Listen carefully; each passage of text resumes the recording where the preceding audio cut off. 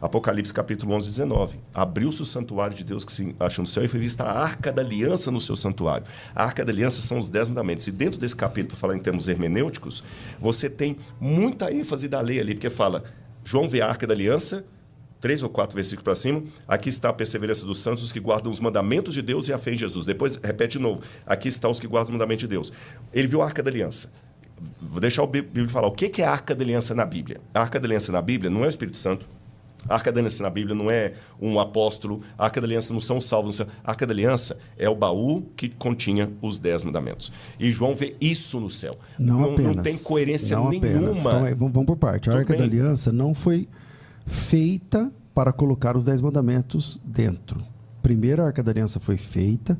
O segredo da Arca da Aliança não é o que está dentro da Arca da Aliança, mas é a tampa do propiciatório. Não. E lá na tampa... Mostra o texto.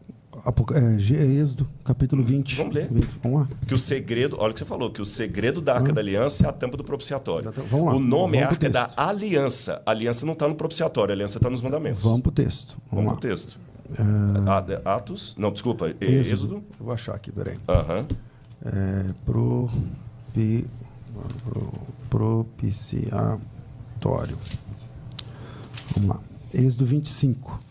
Farás também um propiciatório de ouro. 17. Farás também um propiciatório de ouro, com 2 côvados, será o seu comprimento, largura 1 côvado e meio. Farás 2 querubins de ouro, farás as 2 extremidades do propiciatório, um querubim. Propiciatório é a tampa. Ainda. 25, agora eu estou no 18. Vou para o 19. Um querubim na extremidade da parte, do outro querubim na outra extremidade, numa só peça farás o propiciatório. Os querubins estenderão as asas por cima, cobrindo elas o propiciatório. Com elas o propiciatório. Estarão as faces voltadas uma para a outra. Porás o propiciatório em cima da arca. E dentro dela porás o testemunho que eu te darei. Agora veja o 22. Ali virei a ti, de cima do propiciatório. Ali virei a ti, de cima do propiciatório, do meio dos 2 querubins que estão sobre a arca do testemunho. Falarei contigo. A tampa do propiciatório, pastor Rodrigo, é onde recebia o sangue da expiação dos pecados. O sangue que era...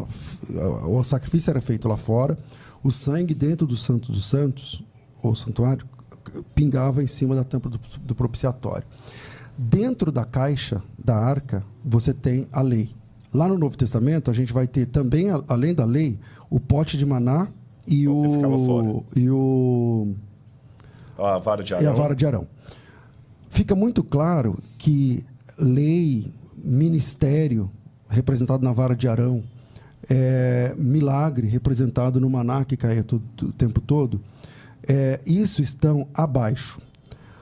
Acima da tampa do propiciatório vem a presença de Deus e o sangue do cordeiro que pingava em cima. Ou seja, o que valida tudo é o sangue. A teologia ali é a teologia do sangue. Então, o mais importante, lendo o texto... Então não é a tampa, é o sangue. É o sangue vamos lá. O versículo 21. Porás o propiciatório em cima da arca, e dentro dela estará o testemunho que eu te darei, e ali virei. E ali virei a ti, de cima do propiciatório, do meio dos 2 querubins que estão sobre a arca da aliança, não sei o que lá, falarei contigo acerca de tudo que eu te ordenar para os filhos de Israel. Ou seja, a manifestação divina não estava nas regras dentro da arca, mas estava na presença de Deus de cima do propiciatório, que era validado pelo... Não estou dizendo que anula, estou dizendo que o que é mais importante, que é validado pelo sangue. O sangue está fora da caixa. Os 10 mandamentos estão dentro da caixa. O sangue está fora da caixa. É ele que valida tudo. Existe uma teologia do sangue de Jesus aqui. Então... Você sabe hebraico. Como é propiciatório em hebraico? Não lembro de memória. Kiporet. Kiporet significa o quê? Cobrir, que fica em cima. É a mesma palavra para perdão. Não é a mesma palavra, mas é o mesmo... Não é a mesma palavra. É o dia da expiação. Não é a mesma palavra, mas é o mesmo radical. Isso é verdade. Tanto é que expiação, que seria uma palavra mais próxima... Kiporet é o propiciatório. Exatamente. Kippur é perdão. É perdão, que está na mesma raiz ali. O que é cobrir? Cobrir, exatamente. Aí vamos com Paulo para explicar tudo isso. A lei, ela mostra o pecado, o erro. Isso. E por que é o sangue que é o mais importante? Mas ela não resolve. Não, exatamente, isso que eu ia falar. Ela não resolve. Isso. Se você me permite uma comparação, a lei é o espelho. É o espelho. O espelho mostra assim, você está com a sujeira aqui, ó. É isso sujeira aqui. É isso aí. Aí você vai para a água e se lava.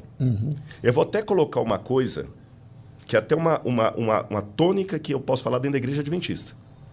Muitos adventistas, por muito tempo, para valorizar os 10 mandamentos, não estou tangenciando não, estou dentro da sua linha aqui, faz uma separação entre os 10 mandamentos e a lei cerimonial, para ficar assim, não, a lei cerimonial caducou quando Paulo fala, os 10 mandamentos valem. Mas se eu olhar grosso modo, a lei cerimonial é a que me mostra a salvação.